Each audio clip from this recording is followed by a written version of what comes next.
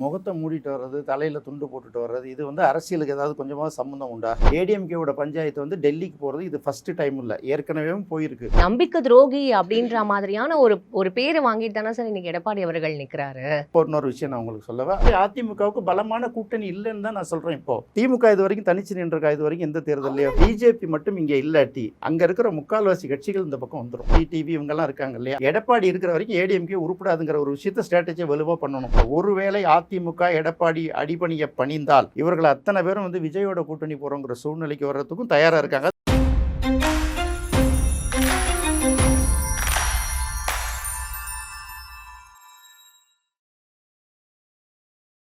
One to one voice நேயர்கள் அனைவருக்கும் வணக்கம். இன்னைக்கு நம்மளோட மூத்த பத்திரிகையாளர் பொலிட்டிக்கல் விமர்சகர் ராஜேந்திரன் சார் தான் இருக்காரு. நிகழ்ச்சிக்கு போகலாம். சார் வணக்கம் சார். வணக்கம். எப்படி சார்? நல்லா இருக்கேம்மா. Fine sir. இப்போ இந்த தமிழக அரசியல் களம் நாளுக்கு நாள் சூடு பிடிச்சிட்டு இருக்குன்றதை நம்மளும் ஒவ்வொரு பேட்டிலையும் வந்து சொல்லிட்டு இருக்கோம். இன்னும் நாட்கள் வந்து கம்மியாயிட்டே தான் இருக்கு எலெக்ஷனுக்கு.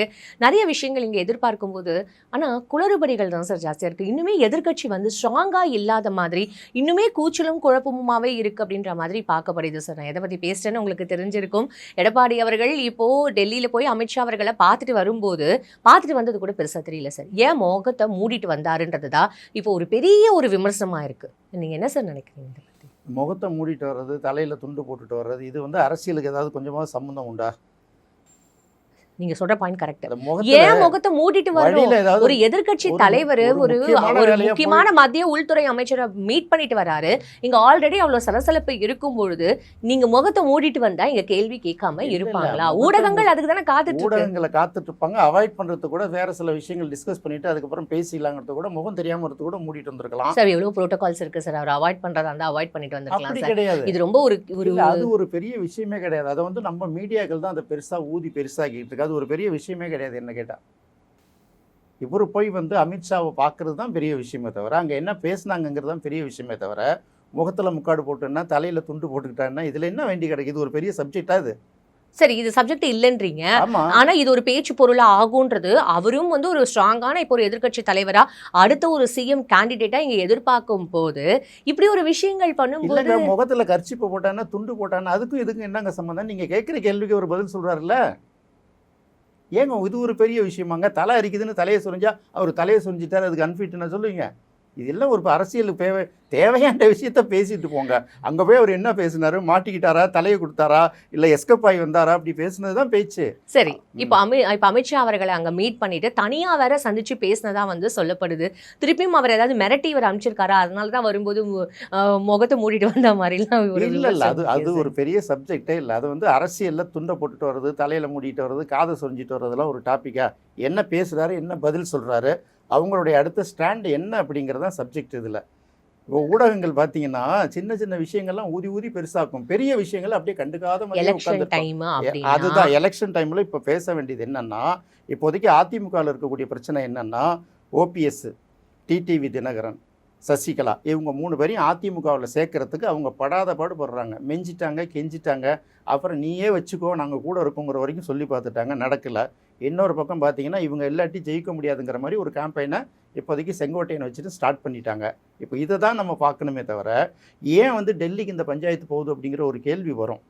ஏடிஎம்கேவோட பஞ்சாயத்து வந்து டெல்லிக்கு போகிறது இது ஃபர்ஸ்ட் டைம் இல்லை. ஏற்கனவேவும் போயிருக்கு. எந்த காலத்துல? எந்த காலத்துலனா எம்ஜிஆர் இருக்கும் போதே, ஜெயலலிதா வந்து ராஜ்யசபா எம்பியா இருக்கிற காலகட்டத்தில் எம்ஜிஆருக்கு ஒரு கட்டத்தில் உடம்பு முடியலையே, ஜெயலலிதாவை சிஎம் ஆக்கினா என்ன அப்படின்னு காங்கிரஸ் தலையிலேருந்து ஒரு அழுத்தம் வந்தது. காங்கிரஸ் தரப்புலேருந்து ஒரு அழுத்தம் வந்ததுங்கிற பேச்சு அப்போவும் வந்தது.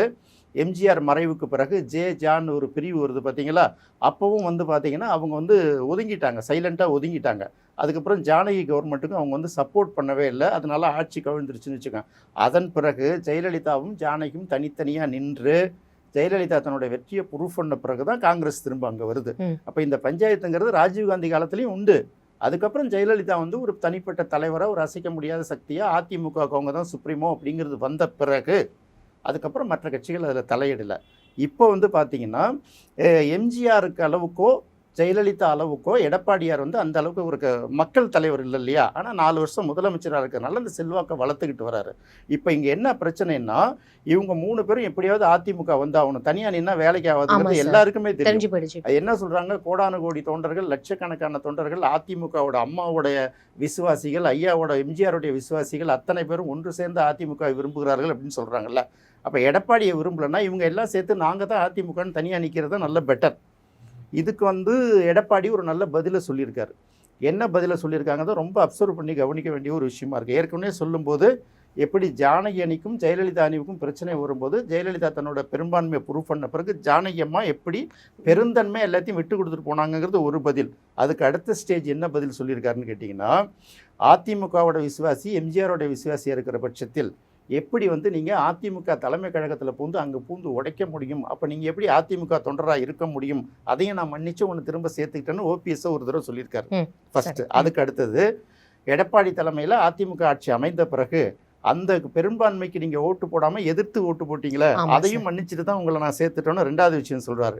டிடிவி தினகரனை பற்றி சொல்லும்போது என்ன சொல்கிறாருன்னு கேட்டிங்கன்னா, இப்படியெல்லாம் ஆட்சி அமைந்த பிறகும் நீங்கள் வந்து உங்களுக்கு ஆதரவான 18 எம்எல்ஏக்களை வந்து தனியாக கொண்டுட்டு போய் சிக்கல் வச்சுங்க. இடைத்தேர்தல் நடந்துச்சு இல்லையா, அப்பையும் அதையும் வந்து நாங்கள் வந்து எதிர்த்து நின்று ஜெயிச்சு தானே வெற்றி கொண்டோம். அப்போ நீங்கள் எப்படி ஒன்றுபட்ட அதிமுக விரும்புகிறீங்க, இதை மக்கள் விரும்புகிறாங்கன்னு நீங்கள் எப்படி சொல்கிறீங்க?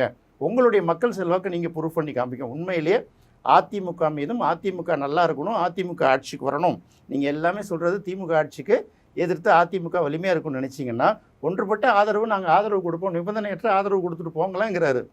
நிபந்தனையற்றன்னு ஒரு வார்த்தை போடலையே தவிர சார் நீங்கள் ஆதரவு கொடுத்துட்டு போயிடுங்க அப்படின்னு அவர் சொல்கிறது.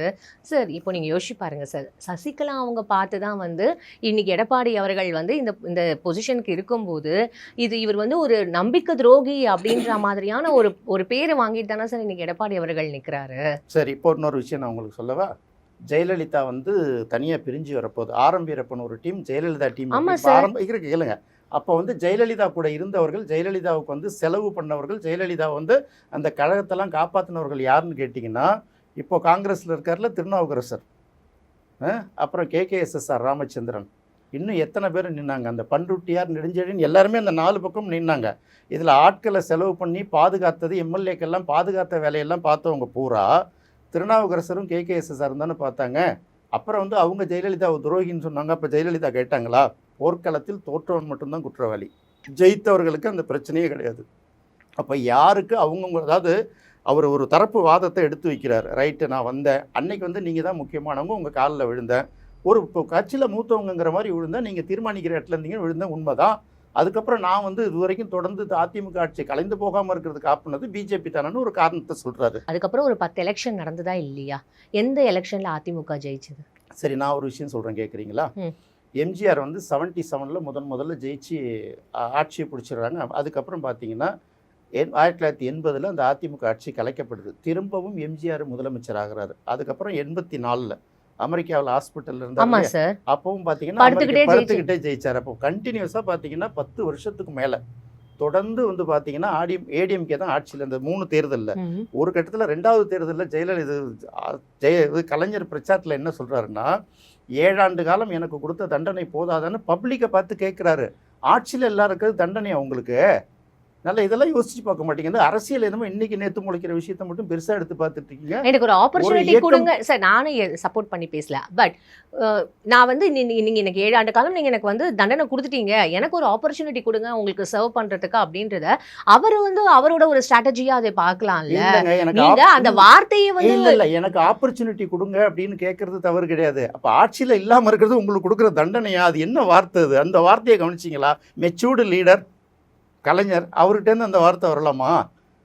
7 ஆண்டு காலம் எனக்கு கொடுத்த தண்டனை போதாதானா? ஆட்சியில் இல்லாமல் இருக்கிற தண்டனை மக்கள் சேவைக்கு, மக்களுக்கு உங்களுக்கு அதிகாரத்தில் இருக்கிறது வந்து வெகுமதி, அதிகாரத்தில் எதிர்கட்சியாக இருந்தால் அது உங்களுக்கு தண்டனையா? அது எப்படி தண்டனையாகும்?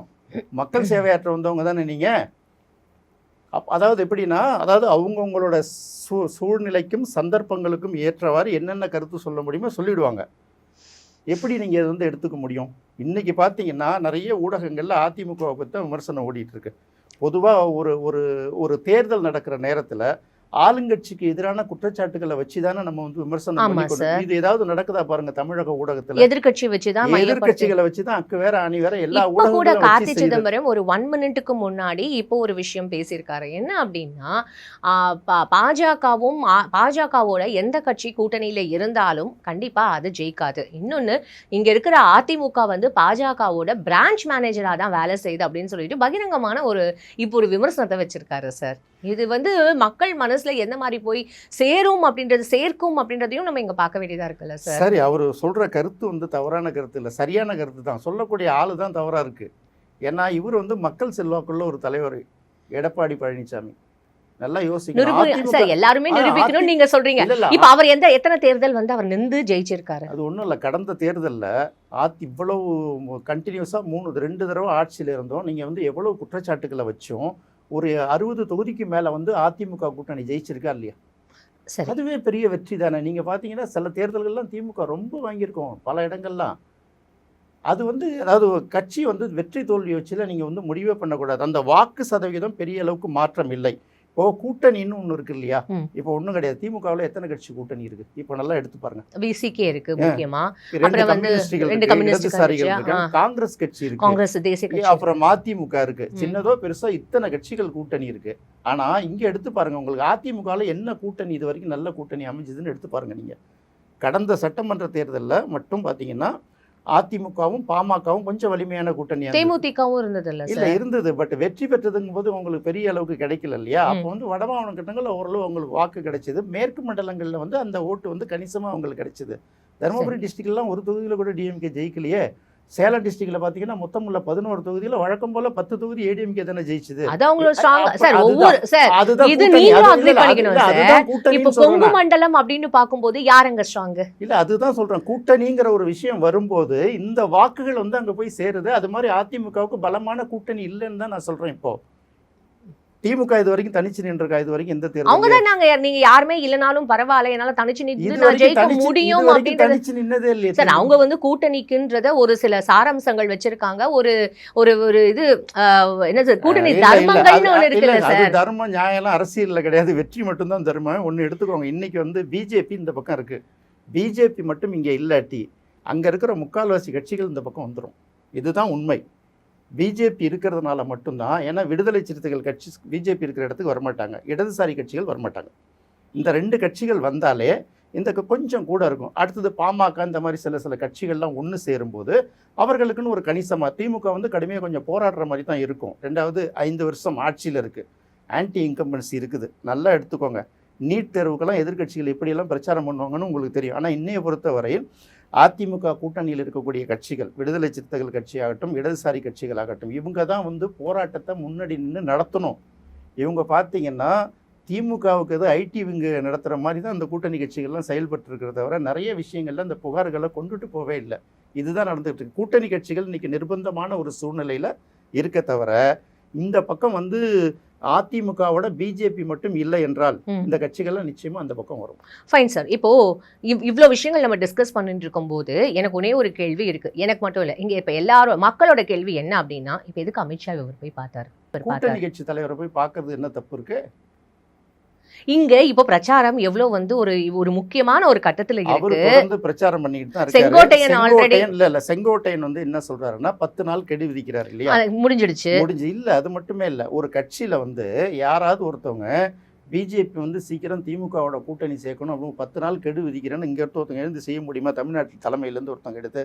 அப்ப நீங்க கட்சிக்கு கட்டுப்பட்டவர்கள் உங்களோட பிரச்சனையை வந்து கட்சிக்குள்ளாரையும் நிர்வாக குழு, செயற்குழு, பொதுக்குழு கூட்டத்தில் தான் எடுத்து வைக்க முடியுமே தவிர ஓப்பனில் வைக்கிறதுக்கான ரைட்ஸ் உங்களுக்கு யார் கொடுத்தது? ஒரு மிஸ்டேக். இந்த மிஸ்டேக்கு கொடுத்தவர்களை அங்கே வந்து நிர்மலா சீதாராமனும் அமித்ஷாவும் சந்திச்சது எந்த அளவுக்கு பிரச்சனை, அது வந்து பின்னாடி வந்து பெரிய இடம் கொடுக்கும்ல. இதை வலியுறுத்துவதற்கு அங்கே போயிருக்காரு அப்படிதான் சொல்கிறாங்க அதிமுக தரப்புலேருந்து. நாம் வந்து எடப்பாடிக்கு இப்படி பேலன்ஸ் பண்ணி தூக்கல. ஒரே விஷயந்தான். இங்கே வந்து இப்போ விஜய் வந்து இன்னும் தன்னுடைய வாக்கு வங்கி என்ன, தன்னுடைய செல்வாக்கு என்ன அப்படிங்கிறத நிரூபிக்க வேண்டிய ஒரு கட்டாயத்தில் இருக்கார்.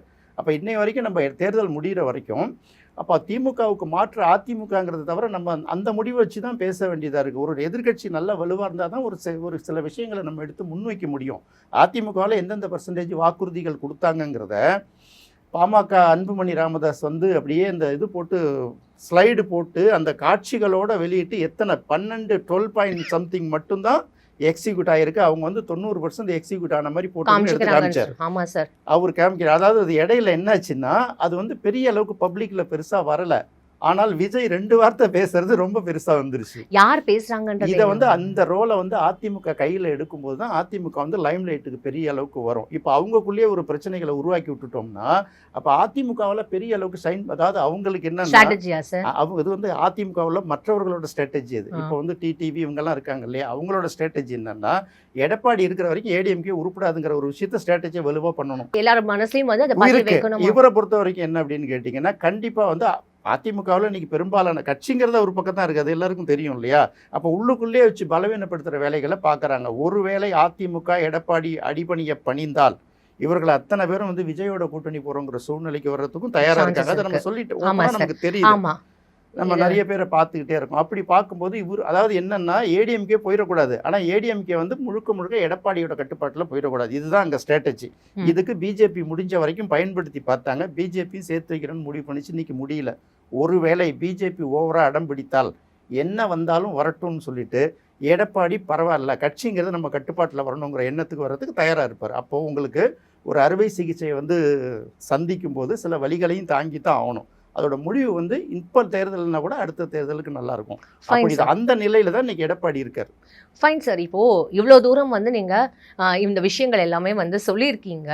இன்னுமே ஆனால் இது எவ்வளோ அளவுக்கு மக்கள் வந்து கன்வின்ஸ் ஆகிறாங்க அப்படின்றது வந்து நம்ம வரப்போகிற தேர்தல் தான் இதுக்கு வந்து ஒரு முடிவு சொல்லும். இவ்வளோ நேரம் எங்களுக்கு ரொம்ப அழகாக எல்லா விஷயமும் வந்து நீங்கள் எக்ஸ்பிளைன் பண்ணீங்க சார். ஏதோ டீப்பாக எல்லாமே அனலைஸ் பண்ணி எங்களுக்கு இன்ஃபார்ம் பண்ணியிருக்கீங்க. ஸோ உங்களோட பொன்னான நேரத்துக்கு ரொம்ப நன்றி சார். நன்றிம்மா. ஸோ இப்போ அமித்ஷாவை ஏன் இவர் போய் மீட் பண்ணாரு அப்படின்றதுக்கு இப்போ பல தரப்பட்ட விமர்சனங்களும் பல பேர் இதை பற்றி வந்து பொலிட்டிக்கலாக வந்து டிஸ்கஸ் பண்ணிட்டு தான் இருக்காங்க.